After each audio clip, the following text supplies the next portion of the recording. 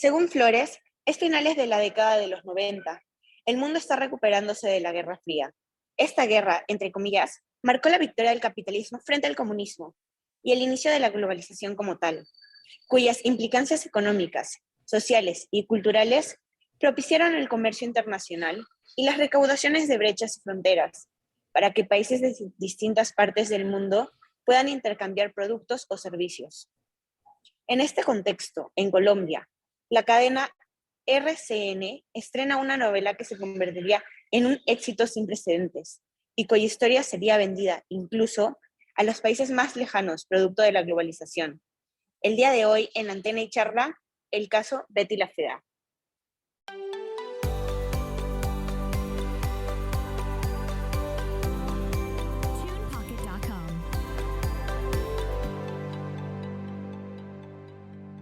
Amo Betty la Fea. Creo que es de esas novelas que puedes ver más de una vez y no te aburres.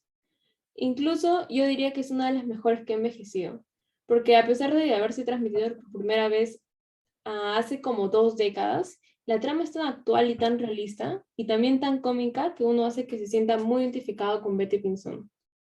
Exacto, Camila. Cuando yo vi por primera vez Betty la Fea, que fue la primera novela que veía sin perderme ningún episodio, tendría aproximadamente 7 u 8 años, cuando Betty la Fea la transmitían en señal abierta aquí. Recuerdo que su horario era a las 7 de la noche, por lo que yo regresaba del colegio corriendo porque estudiaba en turno tarde, y con uniforme y mochila puesta me lo ponía a verla. Sí, también recuerdo que incluso mi mamá se ponía a barrer la sala y hacía canchita, antes de que tú vinieras al colegio para verlas juntos, ¿te acuerdas? Pero eso sí, los días que tú venías y hacías algo malo, mi mamá en vez de castigarte solo a ti, nos apagaba la televisión a las 2. Ay, sí, lo peor de todo es que no había repetición o algo así. Ah, qué cólera. Si no lo veías en su estreno, nunca ibas a saber cuándo ibas a volver a ver ese capítulo. Por lo que creo que yo hacía una pequeña rabieta. Felizmente ahora existe Netflix, donde puedes ver la cantidad de capítulos que quieras por día y las veces que quieras. Sí, menos mal. Bueno, le queríamos contar que actualmente Alicia y yo estamos viendo Betty la Fea por Netflix y bueno, ahora sí puedo entender la trama mucho más de lo que la entendía la primera vez que la vi. Tipo que la entendía a grandes rasgos y solo identificaba a la buena, que era la protagonista, o sea, Betty, y la mala, o la que supuestamente era la mala, Marcela. Claro, cuando veo de nuevo la serie me doy cuenta de cosas que antes no me daba cuenta. Como que entiendo psicológicamente a cada personaje y entiendo las decisiones. Y gracias a ello una se puede identificar con ellos. Te contaré algo personal, Camila, pero yo me identifico bastante con Betty. Creo que lo que ella ha vivido lo viví yo también, al menos en gran parte. Oh, ¿y tú crees que nos podrías comentar un poco más sobre ello, por favor? En mi época de colegio digo que pude sentirme identificada con Betty porque ¿quién alguna vez no se sintió fea? Y no fea en el sentido de que tu cara cause un calambre al ojo o algo así, sino en el sentido de que no encajes en el típico estereotipo de niña alta, delgada y de pelo liso, finita, como dirían algunos por ahí. Porque cuando yo tenía 10 u 11 años, a mí no me gustaba ir al colegio para nada. Veía a mis compañeras que eran muy lindas y de que de alguna manera opacaban a las demás. O sea, yo no era fea. Pude haber tenido un mal corte de cabello, pequitas y lentes, pero fea no era. Sin embargo, como los niños suelen ser tan directos a esa edad, me molestaban por ello. A esa edad, uno termina por creerse cualquier cosa, y eso me pasó a mí. Me acuerdo que iba cubierta y con la autoestima baja por el piso, y tenía que esforzarme por ser la más aplicada y estudiosa, porque con eso al menos compensaba, aunque un con eso no basta y no te terminan de molestar. Claro, te entiendo. Eso mismo le pasaba a Betty. Ella no era muy agraciada, aunque la actriz de fea no tiene nada, la verdad. Pero era muy inteligente. Yo me acuerdo que hacía reportes financieros en una noche, salvaba de apuros a don Armando e incluso todo acomoda. Pero aún así en la novela no la respetaban y Betty tenía muy interiorizado eso y se creía fea ella misma. Incluso me acuerdo en la escena de la entrevista, que está en los primeros capítulos, Ella decía que no ponía su foto de perfil en su currículo porque creía que por su rostro no la iban a llamar. Sí, eso me llamó bastante la atención en Betty la Fea, a diferencia de otras novelas. En las novelas de mexicanas y venezolanas, todas las protagonistas eran increíblemente regias, que tú ni siquiera te las crees. Tenemos a Rubí, María, la del barrio. Esas actrices tenían un rostro y cuerpo perfecto. En cambio, Betty sufría por ello.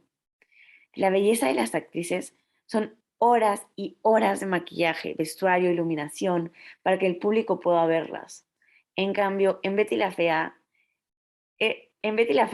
literalmente es un calco de la vida real de las personas, con su dosis de comedia y, pucha, claro está. Sí, totalmente de acuerdo, Lisa. Yo también creo que la belleza es un constructo social que es alimentado por lo que vemos y escuchamos. Nadie te define qué es la belleza porque cambia con el tiempo, pero se nos impone en lo que vemos y escuchamos. Por ejemplo, en las películas mainstream, como las sagas de superhéroes, como Marvel y DC, o la de mundos distópicos, como por ejemplo las de los Juegos del Hambre, me acuerdo, o el de los cuentos de las princesas también. Las protagonistas son altas, delgadas y blancas. La que se sale de esas características son personajes secundarios, o son las villanas que son representadas de manera negativa o de burla. Creo que todo, que viene desde hace tiempo en las películas de Hollywood, de alguna manera configura lo que es la belleza en la gente, en las masas. Yo, por ejemplo, recuerdo que me encantaba Katniss de los Juegos del Hambre y me vestía como ella, me peinaba como ella porque me moría por ser como ella. Claro, la belleza no es algo rígido, es algo subjetivo. Pero las grandes películas o series te imponen un prototipo de belleza que a veces es irreal, es inalcanzable. Y las mujeres que no cumplan con esos prototipos serán tratadas de feas, aunque no lo sean. Exacto, creo que eso explica por qué tuvo tanto éxito Betty la Fea, porque las personas de distintas partes del mundo pueden sentirse identificadas con ella, porque sienten lo que Betty siente frente a estos estereotipos de belleza.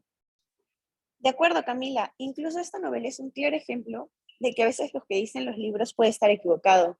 Por ejemplo, un autor que estuve leyendo últimamente es Hemingway, es un economista respetadísimo, y él decía que la globalización tiene ley de distancia y eso impide que países lejanos y muy distintos entre sí puedan comercializarse entre ellos. Pero Betty la Fea, como producto audiovisual, es una prueba de que no es así. Ujú.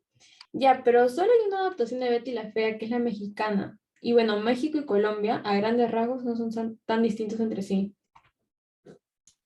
Ahí hay un punto, pero no solo existe la versión mexicana. Hay más de 26 países a nivel mundial que hicieron un remake de Betty la Fea. Imagínate, imagínate, 26 países. Incluso los países que son potencia tienen su propia versión. China tiene Chou Nu Wudi, algo así era, que significa la fea sin rival, y Rusia tiene Ne Rodis Crazy Boy, que ya no se ve la traducción en español, pero debe ser algo parecido al nombre original. Y Estados Unidos, para la comunidad angloparlante, tiene Ugly Betty, realizado por ABC, que es prácticamente el Disney. Es más, hay una versión en India, Egipto, Alemania, República Checa y más países que son totalmente distintos entre sí, pero todos tienen su propia versión de un clásico latinoamericano. Ah, mira, me sorprende lo que dices, la verdad. Pero a la vez me es muy creíble, porque la historia de una mujer con baja autoestima, que se esfuerza por salir y que sus inseguridades la inundan, creo que es ese tipo de historias que son tan universales que hacen que mujeres rusas, chinas y estadounidenses, a pesar de que sean tan distintas entre sí, se identifiquen con la esencia de Betty, aunque en sus propias versiones, claro. Creo que por ello es que este producto, según tú dices, sobrepasa fronteras. Incluso en Latinoamericana hispana hay como 5 remakes de la serie. Normalmente para una serie común a las justas tiene 2 o 3 remakes a lo mucho, pero Betty tiene 4. Sí, 4. Un ejemplo que es en México, que existe La Fea Más Bella. En España hay una que se llama Yo soy Bea, tipo jugando con las palabras fea y Bea de Beatriz, Y para la comunidad latinoamericana en Estados Unidos existe Betty en New York, que fue realizada en colaboración con Netflix y en Telemundo. Y en el caso más curioso, en Ecuador existe el remake, pero en versión masculina, que se llama Beto al Feo. Ah, mira, no sabía eso, pero yo solo sabía del remake mexicano, la verdad. No sabía que tan solo en Latinoamérica existían más versiones. Alucina, yo quedé impactada cuando descubrí eso. Estuve viendo los comerciales y digamos que, a pesar de sus diferentes contextos, todos mantienen la misma esencia de Betty la Fea. Pero yo nunca entendí por qué tantos remakes, la verdad. Si en Latinoamérica nuestro contexto no es muy diferente. ¿O tú qué crees? O sea, tienes razón con lo último, nuestros contextos son parecidos, pero hay una estrategia de marketing y mercadotecnia, o como lo quieran llamarlo, detrás de todos esos remakes latinoamericanos de Betty la Fea. Yo estuve leyendo hace muy poco La cultura mainstream de Martel y en un capítulo habla sobre cómo el mercado asiático, la industria musical tipo el K-pop, J-pop, Mando pop, hacen malabares para que sus grupos puedan ser un éxito en ese grupo de países o en cualquier país, porque a pesar de que países como China, Corea del Sur, Singapur, Vietnam, en teoría, que por su ubicación geográfica a simple vista pueden ser parecidos entre sí, pero todos tienen muchísimas diferencias culturales. Tú puedes lanzar una banda K-pop en Corea del Sur y ser un éxito, pero si usas la misma estrategia comercial que usaste en Corea, en China, tu banda puede venirse en pique para abajo, porque los chinos tienen otra forma de consumo. Ah, ok, ya entiendo. Entonces, así como las industrias musicales de Asia tienen su estrategia para cada país asiático, entiendo que las productoras televisivas en Latinoamérica tienen la suya para hacer que su producto pegue en su mercado. Exacto, preciso. Por ejemplo, Betty la Fea, la serie original, puede que no haya funcionado como tal en Brasil, porque aunque Brasil y Colombia compartan fronteras, su idioma las separa de forma cultural. Es por eso que Red Records lanzó el remake de acuerdo al contexto brasileño, y creo que se llama Bela a Feia. Perdonen mi portugués, que hace tiempo no lo practico. Y bueno, fue un éxito rotando por ahí. Es por eso que considero que, a pesar de que hayan países parecidos entre sí, han adaptado a Betty la Fea, la serie, conservando su esencia, al menos en grandes rasgos, para asegurar el éxito total de esa novela. Es asombroso. Sí, lo mínimo que espero de cualquier adaptación de Betty la Fea es la parte de la superación de Betty, la verdad. Porque además de ser una escena icónica, cuando Betty es nombrada presidenta de Comoda por sus principios, es porque significa un cambio en la percepción de Betty sobre ella misma. Porque en ese momento ella ya no se considera a sí misma como fea, porque empezó a quererse, empezó a invertir en ella como una forma de autocuidado. Y no solo eso, yo también me acuerdo que ella empieza a ayudar al cuartel de las feas a mejorar su autoestima. Sí, tienes razón. Este crecimiento de Betty es necesario para cada remake, porque es su esencia. Además, ¿a quién no le ha pasado que cuando empieza a tener un glow up, cambia una perspectiva sobre ti misma y empiezas a cuidarte más? Por ejemplo, cuando trabajaba de asistente en una radio y por mi buen desempeño me ascendieron a asistente de jefa en mi departamento. Empecé a ver todo de manera diferente. Empecé a ponerme a mí misma en primer lugar, en el sentido de que empecé a invertir en mí misma, como un nuevo celular, me compré un carro nuevo, porque el anterior estaba muy viejito. Empecé a ir al spa, a la peluquería más a menudo. Me he vuelto más fanática de marcas que se enfocan bastante en el autocuidado, en el cuidado personal, porque hacen que uno se sienta bien y feliz de sí mismo por cuidarse y quererse y amarse. Claro, es que actualmente las marcas con las que compartimos valores constituyen una parte esencial de nuestro estilo de vida. En este caso, las marcas que se preocupan por el cuidado personal y que hacen que uno se vuelva un seguidor de ellas. Es más, yo me acuerdo que Naomi Klein habla de ello. Ella dice que las marcas que se presentan un concepto más que como un producto son las que más influencia tienen en sus clientes. Yo creo que eso explica por qué te has vuelto una fanática de ellos. Yo por mi parte soy fanática de Apple, de manera obligada, por así decirlo, porque donde trabajo todos usan Apple y tipo cuando quiera comprar un archivo o esas cosas que solo se pueden hacer con un sistema iOS, como un cargador, me es un pesar. Para no verme anticuada o fuera de moda, solo me compro productos de Apple para evitar inconvenientes. Además, incluso creo que la historia que me acabas de contar es como la de Betty, porque cuando la nombraron presidenta de Comoda, empezó a invertir en cenas caras con clientes, empezó a usar ropa de diseñador, sino mírale los vestidos que usaba, porque obviamente su trabajo lo requería. Incluso obligó a Hugo Lombardi, que era el estilista de Comoda, a que diera un nuevo estilo al cuartel de las feas, para que, porque ella sabía que una empresa de modas no podía tener trabajadoras que no se vistieran bonitas y que menos se sientan bonitas. Betty, después de tomar su look, su cambio de look, se le vio mucho más segura para tomar decisiones. Ajá, eso lo menciona el libro de Sennett. Yo recuerdo que menciona que a medida que uno va teniendo un puesto más alto o un estatus más alto, más invierte para mantener ese estatus. Y Betty era consciente de ello, por así decirlo. Para Sennett, el trabajo es una posición más no una posesión. Las personas compraremos más si nuestro estatus es más elevado, ya que nosotros tenemos una ambición que nos hace sentir insatisfechos con lo que tenemos actualmente.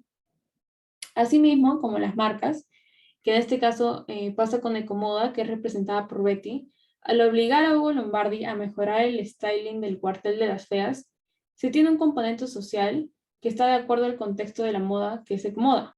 Es que me has dejado impresionada con el análisis que has hecho de Betty la Fea. Hay tantas escenas en esta novela. ¿Qué haces tú? ¿Qué hago yo? El que editó el podcast, el que nos está escuchando, se sienta tan identificado con cada escena, desde que uno se siente feo por alguna vez o fea, hasta esos momentos de crecimiento y superación personal. Es por eso que Betty actualmente sigue siendo un éxito que pocas novelas han alcanzado. Cierto. Yo actualmente la verdad que la estoy viendo por tercera vez en Netflix porque soy un fan a morir. Como te dije en un inicio, con las plataformas de streaming la vida es mucho más fácil, ¿sí o no? Y puedo ver Betty la Fea cuando quiera.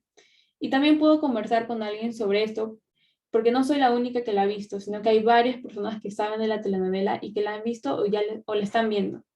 En este caso, Netflix ha sido un segundo impulso para que Betty la Fea siga teniendo éxito, ¿no? Exacto. Es más, Oscar Sánchez habla de ello. El hecho de que tú y tus amigos o tu grupo de contenido audiovisual sea una actividad masiva que genere una homogenización de gustos y preferencias. En este caso, Netflix ha facilitado que Betty la Fea sea un tema de conversación común, porque incluso en redes sociales siguen habiendo memes de Betty. Sí, es verdad, yo también los veo por todos lados. Bueno, entonces queda claro, Alisa, que Betty la Fea es un fenómeno sin precedentes en este mundo tan globalizado. Pero estoy un poco triste. ¿Triste? ¿Qué pasó? Es que van a sacar a Betty de Netflix, creo que porque se venció la licencia. Ah, cierto, me había olvidado. Lo que podemos hacer es impulsar el hashtag Queremos a Betty en Netflix. Es una tendencia en Twitter que pide no retirar la novela de Netflix y ya lleva